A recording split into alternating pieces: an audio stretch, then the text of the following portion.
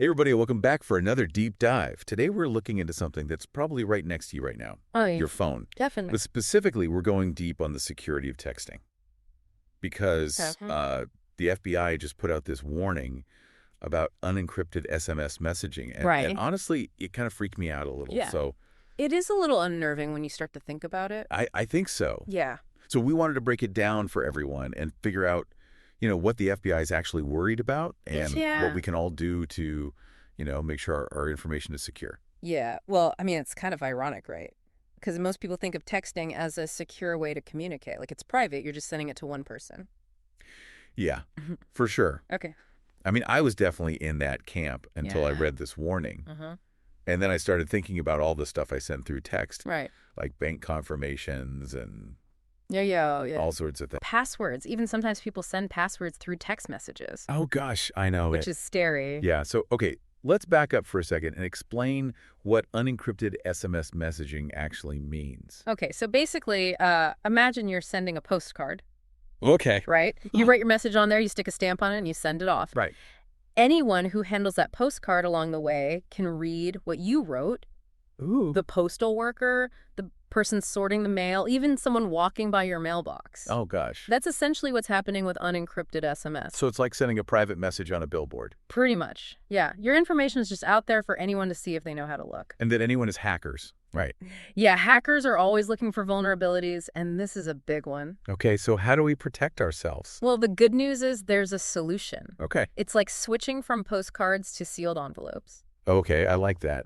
Encrypted messaging apps are the way to go. Encrypted messaging apps. Yeah, things like Signal and WhatsApp, Oh, yeah, I've heard of those. they use end-to-end encryption. End-to-end encryption. So it's like that sealed envelope, only the person with the key can open it and read the message. And that key is only on the sender and receiver's device. Exactly.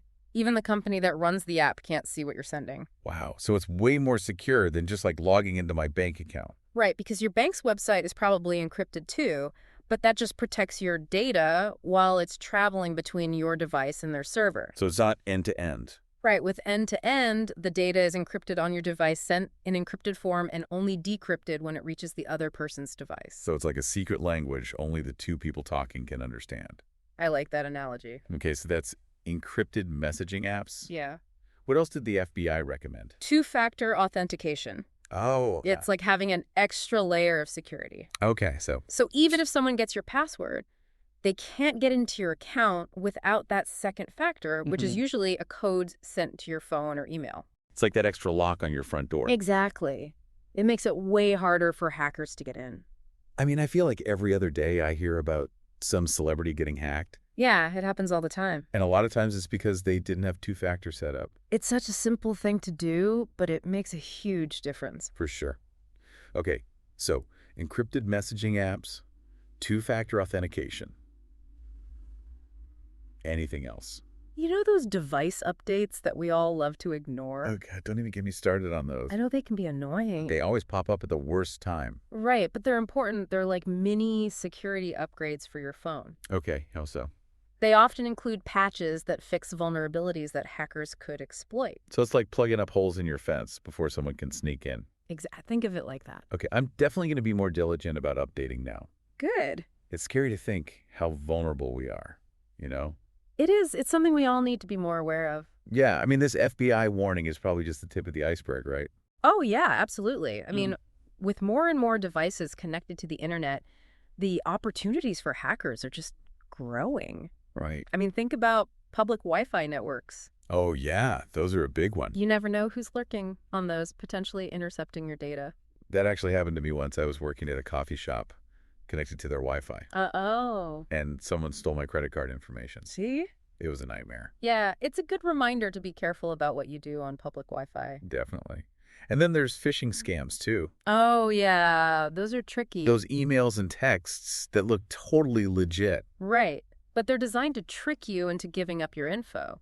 Yeah, I've gotten pretty good at spotting those. Yeah. But some of them are so convincing. They are, and they're getting more and more sophisticated all the time. It's kind of overwhelming, honestly. It can be, but that's why it's important to stay informed. Right. Learn about the latest threats. Be cautious about what you click and what information you share online. So much good info in this deep dive.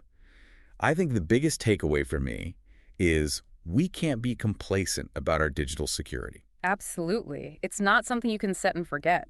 Right. You have to be proactive. So for those of you listening, think about what steps you can take to make your digital life a little safer. Yeah, even small changes can make a big difference. Exactly. Maybe it's enabling two-factor authentication. That's a great first step. Or trying out one of those encrypted messaging apps. Yep. Or just being more aware of the links you click and the information you share online. All good things to think about. We'd love to hear what steps you're taking. So feel free to share in the comments or reach out to us on social media. Yeah, we're always happy to hear from you. Thanks for joining us for this deep dive, and we'll see you next time. See ya. Bye. Bye. Today is your lucky day. Today is the day that our $3 website works for you, paying you directly to your PayPal daily. Imagine $3 ongoing continuous payments to your PayPal account. Imagine falling asleep and waking up to $300 in your PayPal account. How would this make you feel? How could this help you? What bills could you pay? What kind of fun could you have? What does that retirement look like now? All for a one-time payment of $3. This website is DFY done for you, fully built and completely hosted, and never stops collecting payments for you. You have spent $3 on coffee on a regular, but that coffee won't help you create multiple streams of income. Click the link below.